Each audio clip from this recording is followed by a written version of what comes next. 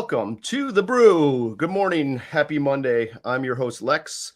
Today, we are going to take a little bit of a dive into the Options Clearing Corp with Matt Cashman, who is the principal of investor education at the OCC. So we're going to buckle up and take a look at this very important function. Matt's going to tell us all about it. So let's get busy and get ready for that opening.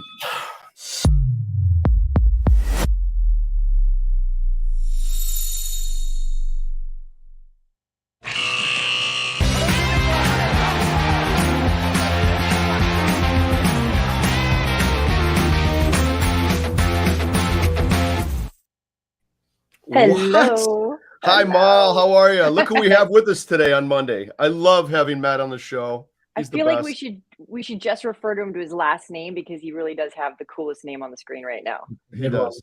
That's a good Can one. we talk about that? The Cashman. The Cashman. Right. That is exactly how I referred to in my trading career for the entirety of my trading career for that reason. But is that right? Yeah. Simulation theory is going to have a field day with that one. We are definitely in a game. Yeah. I like it. First thing in the morning, Molly. I like it. Yeah, she's a tough one. She's a tough nut, I'll tell you. She's crazy. Matt, how are you, man? It's been a few months since we've done one of these, right? Yeah. It's been a little while. I'm doing really well. It's been a beautiful summer here in Chicago, and I've been busy though. Lots of options education opportunities out there, as always. Talking a lot about options. That's what I do all the time. So, and I'm really happy to be back to talk either about options or about OCC and OIC in general. Good. Whatever you want to talk about, I'm hip to it. We're definitely gonna grill you. We're gonna put you through the meat grinder today. I love it. Yeah. So, I think, correct me if I'm wrong, Matt, we're going to try to have you as a representative of the OIC, OCC on fairly regularly on Mondays, right? So not every Monday, but, every other one, every third one thereabouts, which will be great because your background's similar to mine from the trading aspect of it. So you have a lot to offer in terms of education from our floor days, which is always good. And, that's what we're kind of all about. So this will be really fun.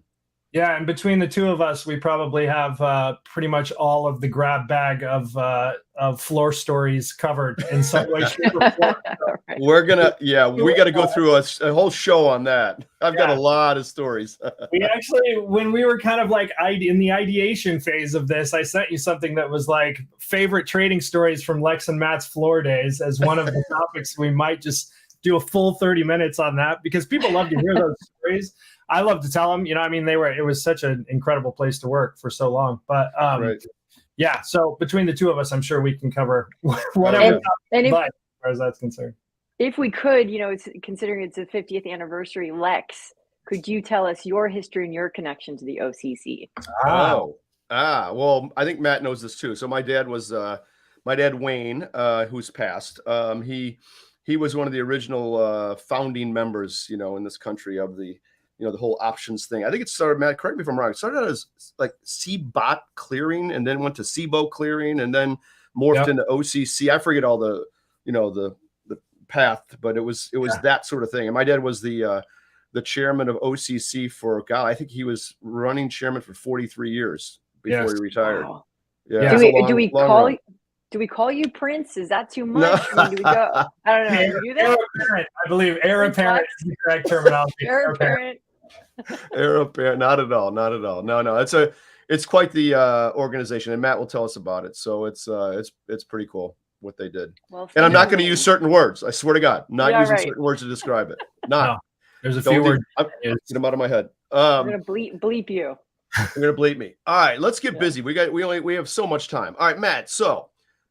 First, give us a little history of you real quick, and then let's get into, my first question is obviously going to be, what is the OCC, the Options Clearing Corp? Let's start there. Let's first learn about Matt, and then learn about what the OCC is. And I know we're going to have tons of questions off of that, those two things. So have at it. Yep. Yeah. So you and I have very similar backgrounds as far as our professional lives are concerned, right? I started trading in 1998, 1999. I've always been an options trader. I started on the floor of the CBOE right around that time. It was obviously the run up to the .com top. It was an incredible time to be involved in the marketplace, but that's when I first started learning about and trading options. So I started in 98, 99, and I've been an options trader ever since. During that time, I've done a whole host of different things, but the majority of all of my trading has been options based and mostly implied volatility based. I'm a vol trader. And so while I don't do that actively now because, I'm prohibited from trading anything that the OCC clears, which is basically everything. We'll get to that in a moment, obviously. What I've done since 2015, I took some time off and, transitioned away from actual actively taking risk and trading the markets. But for the last couple of years, I've been the principal of investor education at OCC. And so what that means is that I go around and do things like this and webinars and videos and, online things as well as in-person presentations all about options. And what I do is I teach how the actual options work, how the optionality itself works. And most of the time we're talking about the generalities of optionality and not the specifics of I'm not a registered investment advisor, so I can't answer specific questions about your Tesla position and what you should do with it, right? I have very specific ideas about what I would do with it as a trader, but I can't really, in an official capacity, say those things. So what I like to do is teach about how markets and how the options work in a general form, and then allow people to kind of utilize that knowledge to make more informed option trading decisions on their own. So that's really, I've been a trader for 25 years, but for the last 2 years, I've worked at OCC as the principal of investor education, doing things like this, which is why I'm here today. Cool. Yeah. Cool. Molly, what do you got? That's quite the background, huh? Yeah. I see that you're not allowed to trade, but I will be watching your parents' accounts. So I'll see what they're trading. I've seen too many movies, Matt. Go on, take a look. It's all my life is an open book. Right. And although you're not supposed to give, direct advice, you can take Matt to drinks and so that he has a plausible plea later. That's right. He was under the influence. Oh yeah. So Matt, I've got the same disclaimers, I think, not investment advice. And I always want to give investment advice. Yeah. But I don't. Well, that's the hard part. Yeah. Right? You just start out by saying, this is what I would do. Yeah, exactly. There are so many times when in my brain, my trader brain is saying something very specific about what I would say when I was a trader. Because when I was a trader and when I was a partner at an index shop, I was the partner who was in charge of teaching all of the clerks and the new traders how to trade. Right. And so I have a very specific educational style when we're talking about things like that, which is why would you sell those? What are you doing? That kind of thing. Well, none of that is in my vocabulary anymore. More so now, it's this is how these calls work when the stock rallies, generally speaking, right? Generally speaking. And so there's a lot of that now, which is good. But I've successfully deprogrammed that trader side of my brain for the last 2 years. So. Perfect. Yeah. And you and Lex have had incredible experiences. So would you say that that's a lot of learning and expensive learning that speaks to you as an educator? Yeah, absolutely. The goal, what I love to say about what I've done is I've made every mistake in the world as far as trading is concerned. And I've done it with my money and other people's money. I worked as a sole prop for a while, trading my own book. And then I worked at, a huge firm like DRW for a while and traded, Don Wilson's money basically, and made a bunch of mistakes along the way, doing all of these things in different iterations. And those are really expensive lessons. And the ones that you inevitably learn best are the ones that are the most expensive lessons. Right. And from an educational perspective, it's a lot of deep kind of knowledge. And I love to leverage all of that because I have made all of those mistakes. And theoretically now I can kind of educate with those behind me. And so the people that I'm talking to don't necessarily have to make them themselves. That's awesome. Yeah. I was just going to say one more thing that, on the flip side of the expensive learning, options has all of these opportunities of protected puts that you can really you can increase the safety of your trading as well. Yeah. So for a new trader coming out there, take a look at options because it's not as scary as that, but it can be. So be educated, be safe. Yeah. Right. And that's one of the things that we always talk about when we present things from the OIC's perspective, from the OCC's perspective. Our job is to educate people as to the risks and the benefits of exchange traded options, right? And for a long time, they were thought of as, especially after 2008, right? There was an entire narrative that got out there. They were called weapons of mass destruction for a long time, right?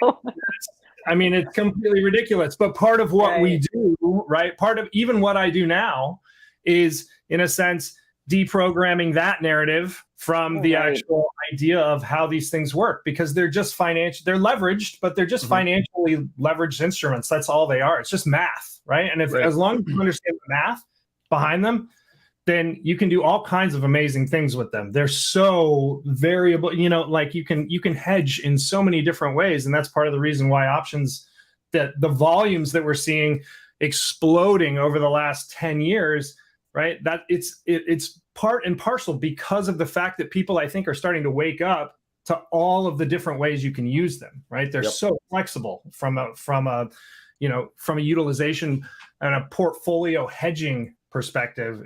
It's incredible. So I agree completely with that, and that's part of what I do on a daily basis, right? Yeah, well, you guys have done a great job too, so it's been awesome. Let's start from the beginning real quick. OCC, tell us what it is. What is the vital importance of this entity, the Options Clearing Corp? And I'm going to have tons of questions on the on the heels of your explanation here. All right. So technically, what OCC is, Options Clearing Corporation, is the world's largest equity derivatives clearing organization. Started in 1973.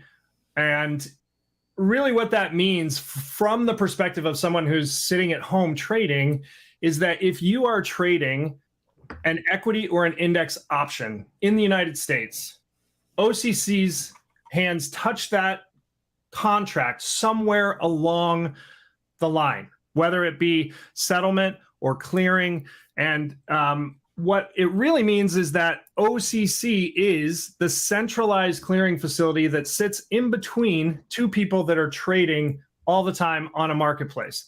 So Lex or Molly, if you and I were trading in a pit, or let's call it in a virtual pit, right, on a screen, what's really happening is when you go to lift an offer, if it's offered at $5 and you say, I want to pay, $5 on 200 contracts, and that trades, what's actually happening is that the OCC is the seller to the buyer, and at the same time, they are the buyer to the seller. And what that does is it creates a centralized counterparty where the exchange of risk is centralized within one organization. And so instead of me being immediately involved with risk transference to you, Molly, who, maybe sold me the contract, and then when I want to exercise it, I have to make sure you have enough money in your account to cover the assignment that you're inevitably going to get. OCC, being the centralized clearing facility, covers all of that from the center of that trade, meaning that the person who is exercising that contract with OCC, and the person who is getting assigned from OCC. And so it removes the counterparty risk that exists between two traders. Yeah. Right. So when to be clear though, when I send in instructions to exercise, an option that I'm long, yes, I usually do it through my, whoever my broker is or whatever, right? Yeah. Then at the higher level, that broker sends those instructions over to you guys ultimately.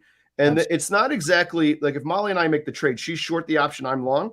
When I exercise, she's not necessarily getting assigned. Is that correct? Isn't there a wheel of some kind? I don't know if they still call it that.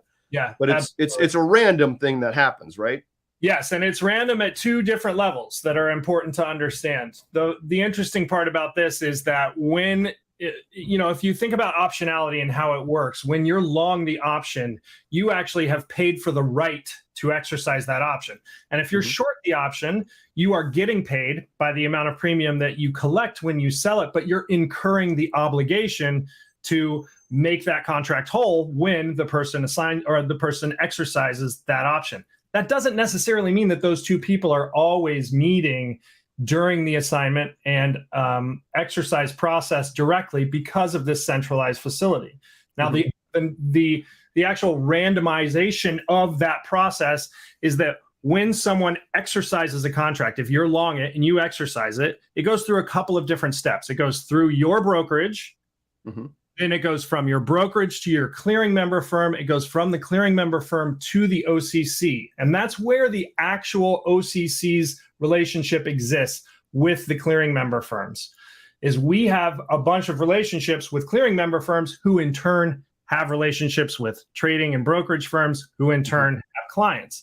And so the actual process is it gets exercised. The exercise notice comes in through that entire pipeline, comes up to the OCC. It gets aggregated in this kind of soup of how many people are exercising.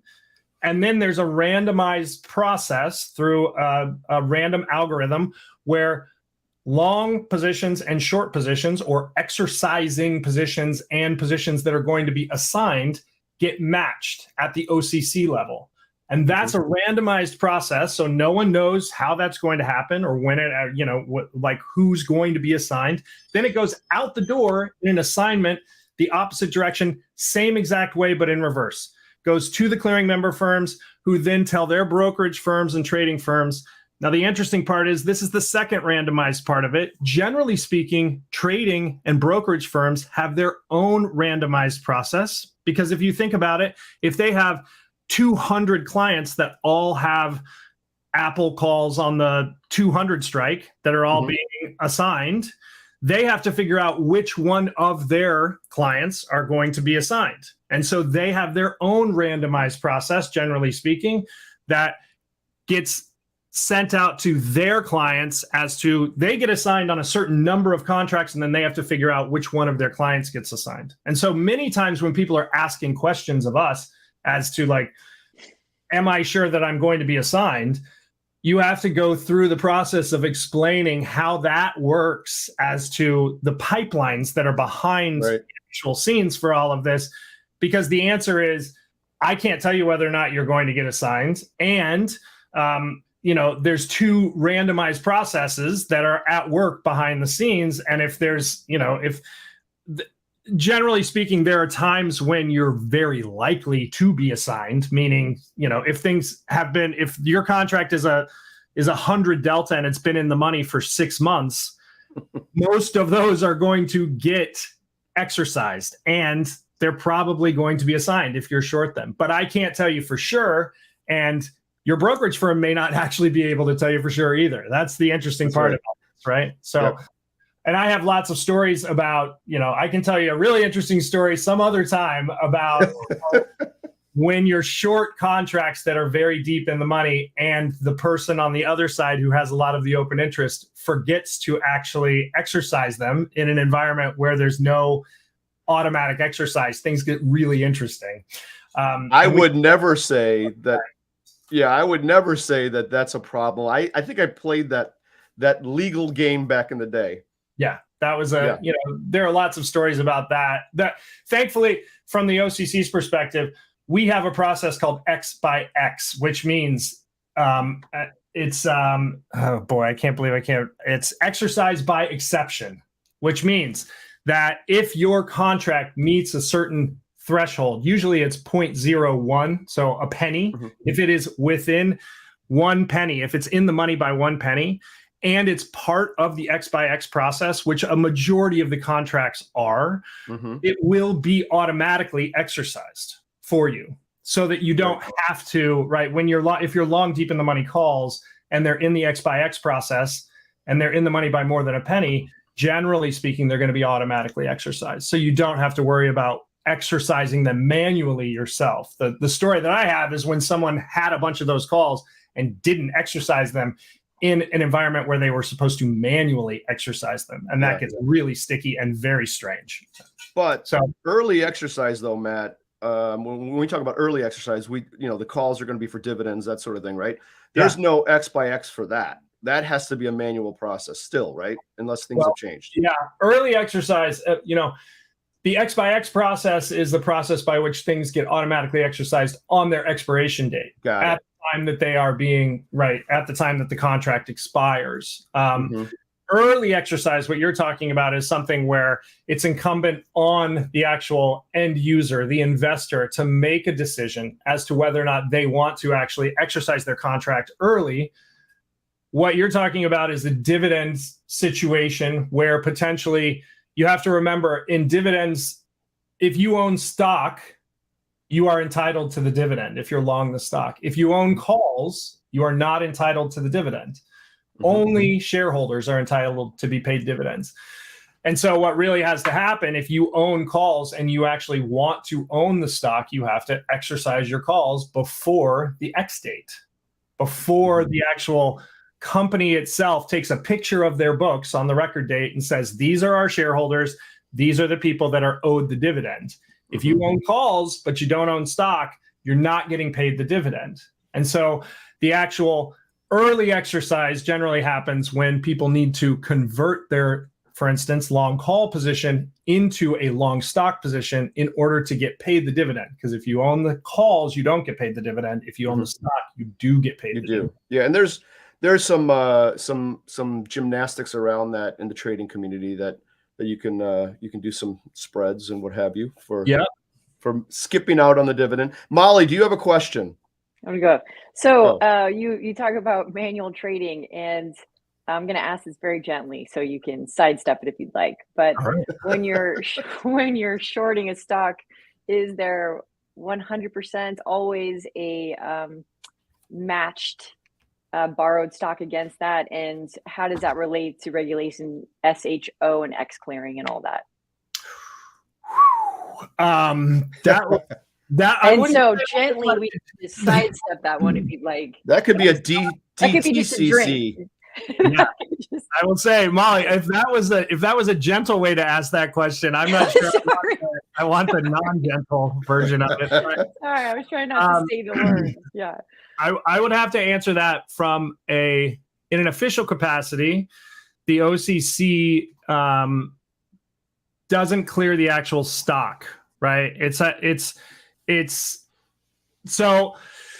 how to answer this? I'm going to say that when you are short selling stocks, it is important for you to understand what your risks are from your own book's perspective. Now, what that means is that your brokerage firm is going to charge you whatever they're going to charge you as per your actual agreement with your brokerage firm. That generally is commensurate with the amount of risk that they think they are taking on by having open short positions. And generally speaking, when people are shorting stocks, there are the other side of that stock does exist somewhere, right? And the process of loaning that stock back and forth is something that's slightly opaque from that perspective. And so I'm going to sidestep that one a little bit. And this is going to be really great. So we're going to have Matt, and that was very camouflaged, so no one will know what that is. But this is really neat because Matt will come on often. Hopefully, I hope you come back after that question. Yeah. And yeah. And so we are going to, you speak about education, and it's really neat because these are complicated issues, but you also talked about really also covering the basics, expiry, and, how your choices towards expiry start to diminish, and not only covering the complicated stuff, but also going back to the beginning and the roots to make sure people trade safely. Can you speak a little bit on that? Yeah, absolutely. That's a great segue, and that's something that we do. I pulled the parachute. Yeah, I had that ready just in case. Well, yeah, I love it.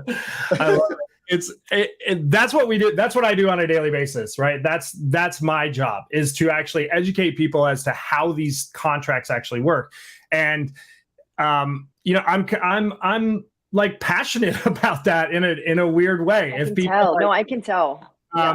I've been doing that forever, and what I love about my job is that I get to take all of, what we talked about at the beginning. I've made all those expensive mistakes. I get to take all of that leveraged experience and pour it into this pitcher where I get to fill up everyone's glass with education.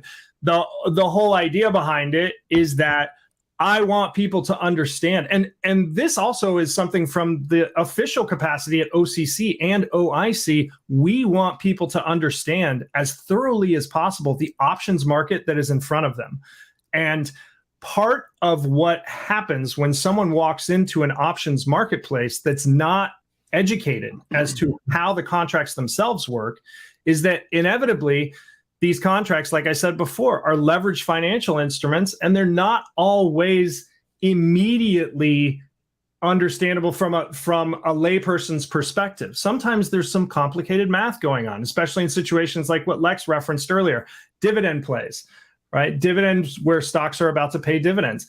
Options get priced in different ways when dividends are present and when they're not present. And so you'll see in a situation certain calls that actually include the dividend or include the possibility of exercising them to receive the dividend, right, and another call that's right next to it that may be priced in duration wise after the ex-div date that doesn't include that possibility, and they have completely different pricing structures, right? And so that can be something that's very complicated from someone who doesn't understand what's going on to walk in and say, well, this call looks incredibly quote unquote cheap relative to this call. What's going on? I'm going to buy this one, right? And then they buy it and they can't, there's no dividend in it. And all of a sudden, and so that's my job. My job is to say, listen, this is how this works. You're going to run into this.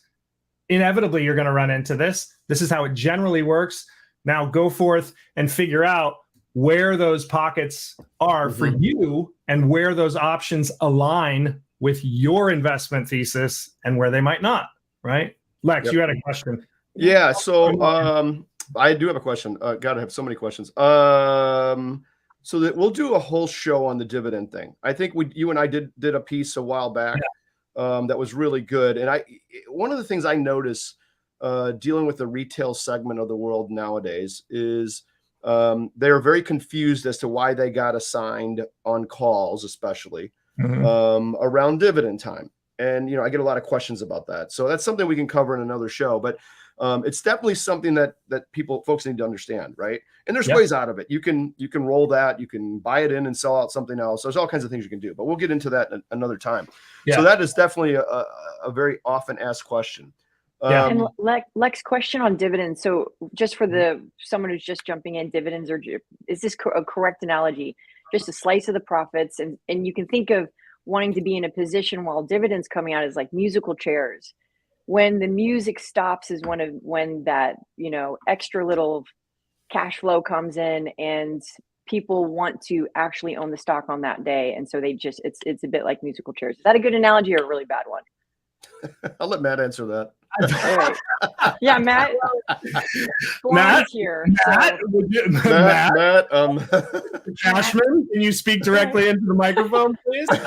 I think that's an adept analogy to it. The part I don't like about it is the musical chairs part where that's my best piece. I've been working on this all weekend. The part I don't like about it is the musical chairs part, which implies a certain amount of random kind of you don't know what's going to happen, and oh God, the music just stopped, because it has a little bit of negative connotation to it. What I would prefer is I love the fact that what you mentioned is that it's a big piece of pie from a corporate perspective that then gets chopped up into tiny little, shareholder pieces that then gets paid out to the shareholder. If you are long options, or if you're short options, right? If you're long it, you've paid for the right to convert that into an underlying stock position of some kind, whether it be short or long. If you're long calls, you've paid for the right to convert that into a long stock position. If you're long puts, you've paid for the right to convert that into a short stock position. Both of those can be useful in a dividend situation in different ways. But the important part about it is that you understand how the actual dividend process works and the timeline with which you need to do that, because there's several different days, right, that are involved. There's the X date, there's the record date, there's the payable date. Those are all really instructive pieces of this process that people need to actually understand from an educational perspective to be able to make that decision and be able to actually convert their options into stock positions when they want to, because that's really what you've done. If you've bought those options, you've bought the right to do that. Now, the flip side of the coin is if you've sold those options, you've incurred the liability or the obligation to make those contracts whole when the other person decides to actually exercise.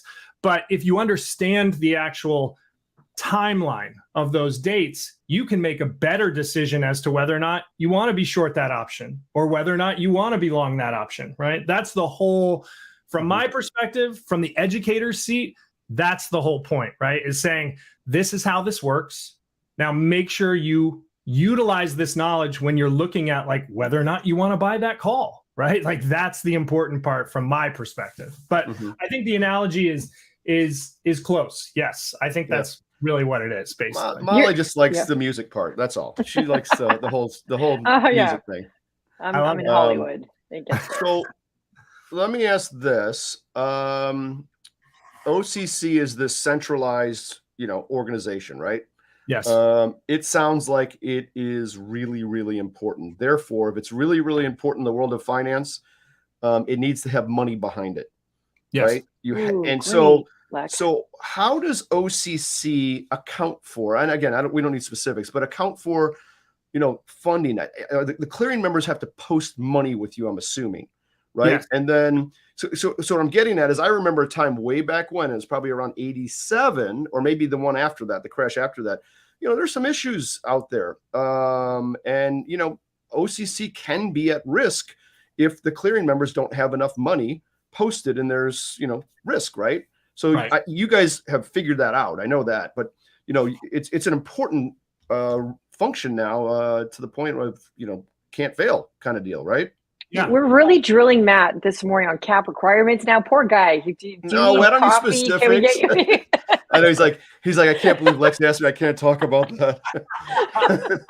No, Bueller. I'm talking about those things. They are certainly a part of. I think the most important part here is the part where you said OCC has figured that out, right? Because there's multiple teams of people whose job it is specifically to analyze the risk and analyze what we have on our centralized clearing books, right, as risk that exists for OCC, and make sure that the amount of capital that's held in this kind of centralized risk waterfall that is there from all of the clearing member firms is enough to cover all of that. And there are obviously, we are what's called a systemically important financial market utility. It is a lot of words, right? We shorten it to SIFMU, SIFMU. There's only a few of them out there.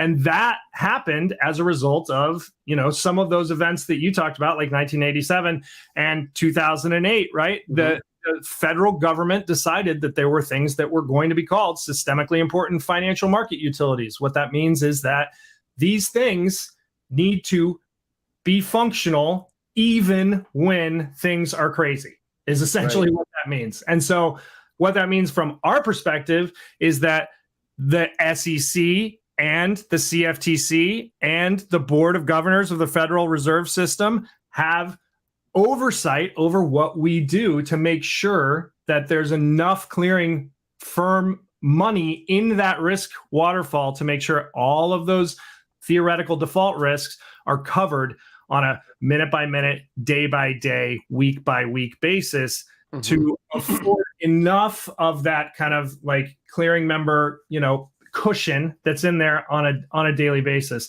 Interesting piece of information is that there's last year, I think there was roughly $13 billion of clearing fund held at year end, right? Which is $13 billion of just money that's sitting there that is designated in that risk waterfall to make sure that it's covered, right? Yep. And $180 billion of margin held at year end, of 2022, right? Those are that. So there's a couple of different levers, right, that OCC has that they pull and push, just like any clearing firm has with their actual members, right? And that is, we can change the amount of margin that we require people to hold in order to hold these positions over time. And that number, moves up and down as the market moves up and down. And there's lots of variable pieces of that. But what's important is that there's a ton of people that work on that from the OCC level because of the fact that we are a SIFMU that has a very long list of regulatory requirements that we fulfill on a daily basis. Right. Right. Interesting. So do you set the margin policy for individual clearing members? Or is that something that is, I don't know, suggested in the clearing members overlay another level of risk for their clients? We set margin policy for our direct relationships with our direct clearing member firms. Okay. And so we require a certain amount of clearing funds that are held in that centralized clearing fund to cover risk. Now, inevitably, that filters down to questions that I get on a daily basis on the investor education desk about what people's actual margin requirements are from the end user's perspective. Right. And that is a completely and totally different relationship. From the end user's perspective, your relationship is with your trading and brokerage firm, who then has a relationship with, a clearing member firm, who then has a relationship with OCC. The OCC part of it is with just that first level that I just talked about, which is OCC to the clearing member firms. And then the other relationships are with clearing member firms, trading and brokerage firms, and then inevitably with the end user and their trading firm. Each level of that has their own set of margin requirements and cash requirements to cover risk. And it's incumbent upon all of those different people to manage their own operational risks by moving their own levers, right? Of how much margin, what does it cost to carry short stock on this stock, right? Those things all get kind of tweaked and turned at different levels. But our relationship with OCC is with our clearing member firms. And those are the relationships that we actually dictate as far as the amount of margin that is held. And I think that's why Sam Bankman-Fried and FTX had that on the table to do their own clearing. And I think that was the debate on that in the end of the day, that it was too close. Yeah. Well, I think that's an interesting debate. I'm someone who looks a lot at the crypto world, and I think that there's a lot of really interesting innovations there that are in that fintech space that eventually will be utilized even all the way up to the clearing level of how our system works. But it's going to take time, and it's going to take a lot of different iterative processes along the way, especially when you're dealing with something that is as highly regulated as a SIFMU, like OCC. Right. We have regulatory requirements for all of those acronym, organizations I listed before, and all of those have to be fulfilled on a daily basis. And in order for all those things to be fulfilled on a daily basis, and to think about okay, how do we design this to also make it as future-proof as possible, right? Because the actual clearing facility and the clearing system is an old system. There's a lot of legacy parts of that system, and the clearing is kind of it's a patchwork of different things that have been put together over time, and that's not a bad thing. If you look at the metric, right? OCC cleared 10 billion contracts last year. That's 40 million contracts on average day. On any average Wednesday, there's 40 million contracts, more than 40 million contracts going through the door and being cleared seamlessly most of the time by OCC. So I don't want anyone to take that out of context. It is a patchwork system because it has, it has needed to be that over time. And it's an iterative process in and of itself.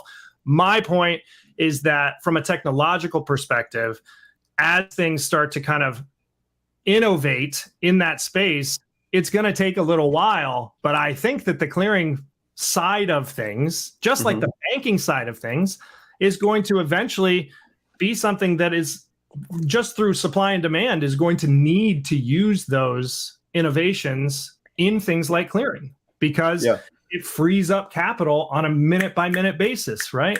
How much more, how much, like the utilization of capital becomes so much more frictionless, right? And efficient when you're able to do something like that versus like, okay, how many days do I have to wait until this thing gets settled, right?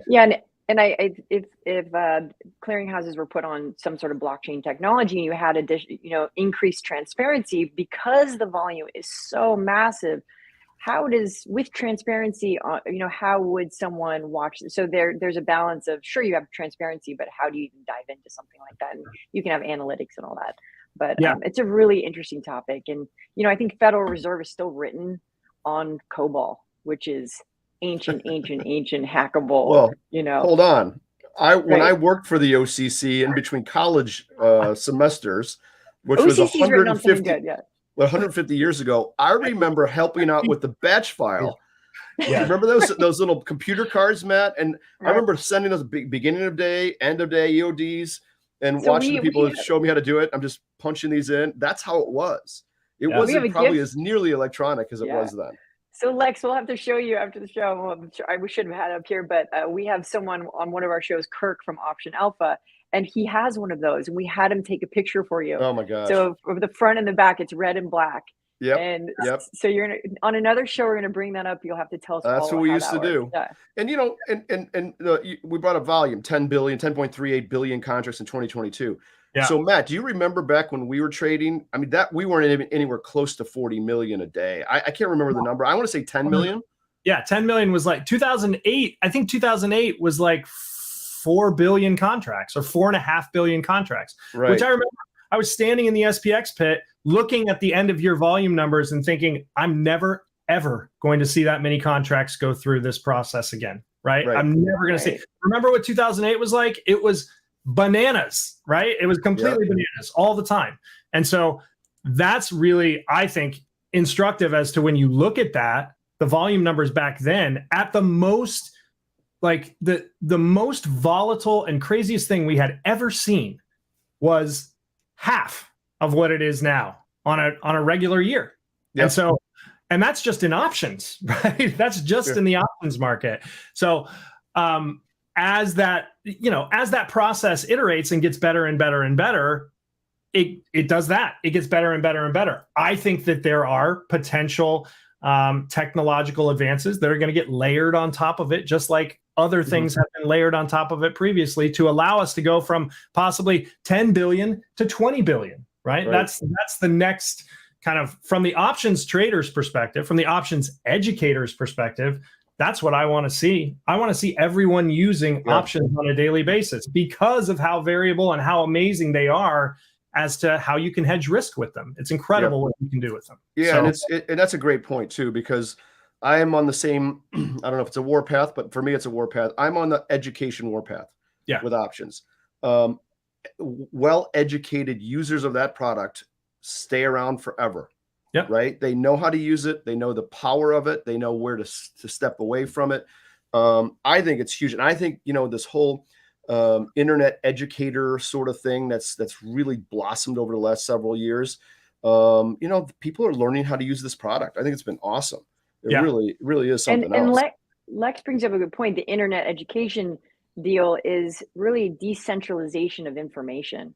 So you don't have 6 channels on your TV anymore. I think South Africa still does. So they're catching up. But why I get up and breathe every day is I would love the same decentralization of the ownership of the world. So, all of our favorite companies, when you go to Starbucks, you can, buy not only a cup of coffee, but a fractional share, and you don't need to, and you can do it with your friends, and you can start really, that will change the mindset of, evil corporations. And then when you become an owner of that corporation, you become an advocate for that, and because you want them to do well, so you do well, and it becomes an involvement I Yeah. really would love to see that. Well, Yeah. This is Not Molly the libertarian right now. I love it. I No, love it. no. And by the way, I'm not saying spread wealth in any way. I'm saying Yeah. it can be centralized in a great company, but that everybody's involved deciding who the good and bad players are. Yep. Yeah. And also think about this, right? When you become an owner of a company like that, you're not only an advocate, but you're also theoretically part of the decision-making process of Ooh. how that works and how those Yes. companies make those decisions, right? And you know, in however way the technological part of it actually leverages that process, right? There's all Right. kinds of, you know, that decentralized ways that the DEXs and things like that, and people, right, like the voting process and things like that are available on Ethereum and smart contracts and all of that. That is incredible, and it actually does that very thing in multiple different layers of that process, right? You are an owner, you are an advocate, you are also part of the decision-making process. And my point from an educational perspective is the more that people understand how these things work, the better decisions they're going to make that align with what they think, right? Like, I'm not here to tell you what to think. I'm here to tell you how the contracts work. And then when they line up with how you think about what's going on, I want to use them, right? And that's right. The decentralization of the knowledge behind these products is what's really, really vital to that process in my estimation. Yeah, no, that's good. So we're gonna have to run here in a second, Mal. You don't get Matt all day. This your time's almost up here. I'll just leave one last incentive. So this is really neat. So even becoming an owner of a company, I know Lex can't shut me up. So you can become an owner of a company, you get discounts, and you can, you know, I went into Best Buy to get something for, you know, a light or something in front of me. And you can talk to the guy on the floor, and he knew months before the retail reports came out that people were not buying the bigger items because of interest rates. The floor guy. So you can actually go boots on the ground and inspect some of these companies and really start to be involved in the decision making, which is so neat. Yeah. Yeah. That just leads to an option spread once you figure all that out. You realize that, right, Mom? Yeah, right. It does. And that's where Lex is incredible, because it's great to know about information, but Lex then just sends it home with a strategy of how you can actually get in. And it's just makes this nice trifecta. So 2 things left, Matt. Then we're gonna see Matt a lot in the future, but question, and then we're gonna take a peek at the markets after the question. So who owns OCC? Technically, OCC is owned by its participant exchanges and participant clearing members, right? It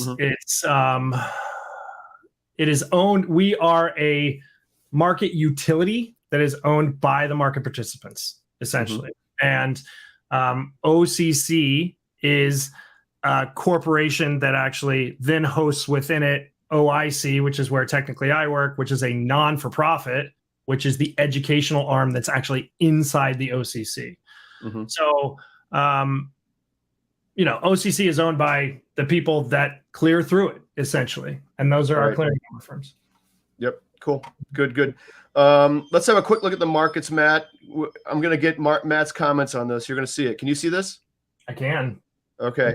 What would you say about this little snippet on a Monday morning in the middle of August? I mean, it's kind of fun. The NASDAQ's up pretty good, right? It's 1% and change. Yeah. S&P's looking nice. So yeah, it's not bad.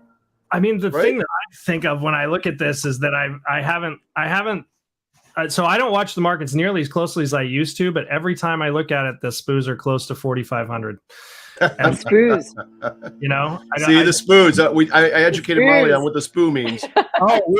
We're allowed to use that terminology, right? We haven't completely. Oh yeah, right. Okay, yeah. And then the other thing that I look at when I see this is that oil is, you know, in a different place than it used to be.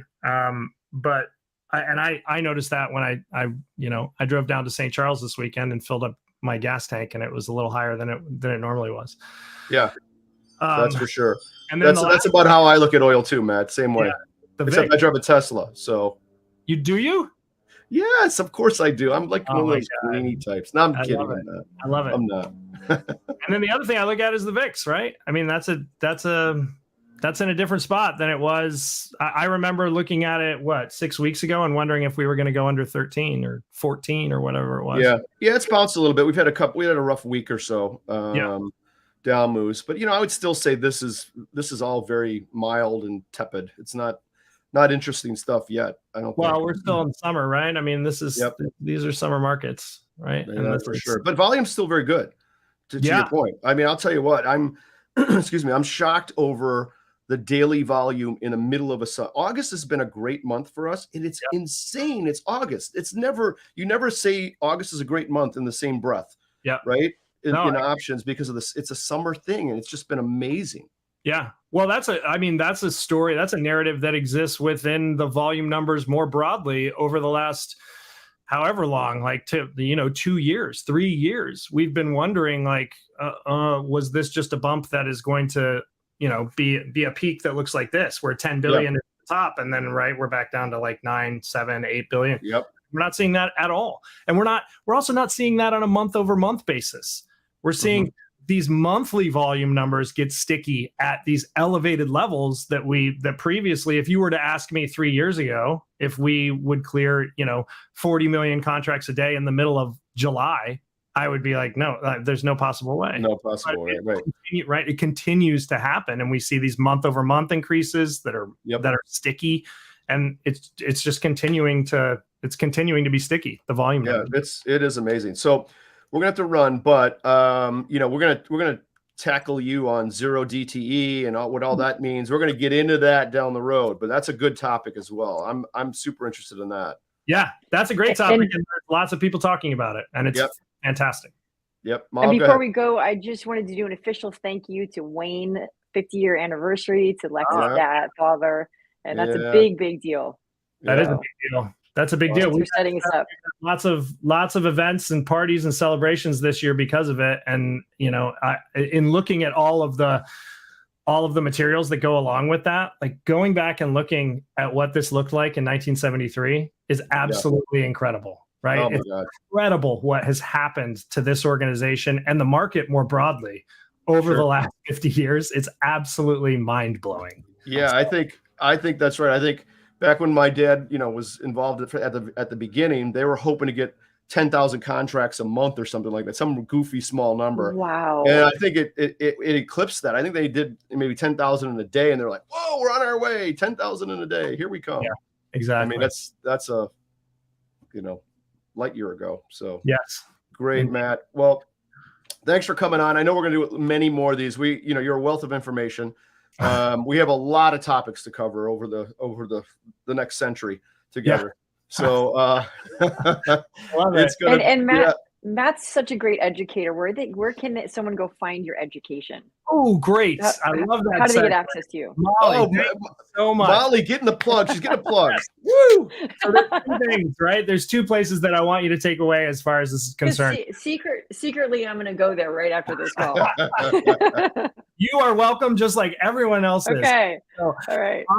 Optionseducation.org is the actual OIC website where we host all of our videos, webinars, podcasts, and all kinds of information about options. It's an entire suite of educational materials, all of it based on options. And some of it is very elementary, all the way up to some far more sophisticated stuff that we're doing about, the relative value and kurtosis and like skew, things like that, topics that don't necessarily always get covered.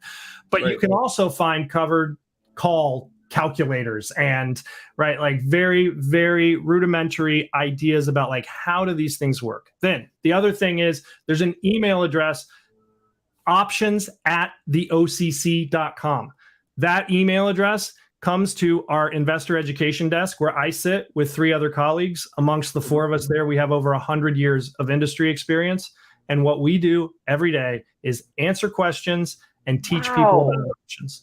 And that's all incredible. Of those resources, here's the other best part about it. All of those resources are available free of charge and on demand to the public because OIC is fully funded by our parent corporation, OCC. Awesome. Wow. So utilize those resources because that's why we're there. We're there to answer your questions. always keep in mind, we're not registered investment advisors, so we can't answer very like super specific questions about your position specifically. But I can tell you, and my colleagues can tell you how those options work and help you to understand how those things might play out in different ways and make better informed option decisions. Awesome. Yeah, and you can Awesome. find their address online if you want to send 50 pizzas to Matt. That's for right. lunch. You can also do that if you'd like. Okay. Especially if you pay for them with Bitcoin. It's perfect. That's right. Full circle. It's all full circle. All right, Matt. Well, we're going to see you in September again. I know that we have it. It's on the calendar. I don't know off the top of my head, but we're gonna see you again in September with another September 18th, topic. I think, is when I'm coming back the first time. But Perfect. yeah, Great. we can do this. I'll be back. Don't worry. Awesome. Thank Great you, job. Matt. Thank you for coming on. Thank you. Molly, we're going to cut it there. We went long, but that's okay. I know. He's a good dude, right? We rolled it. We rolled it. All right, Matt. See you, man. Yeah. Thanks a lot.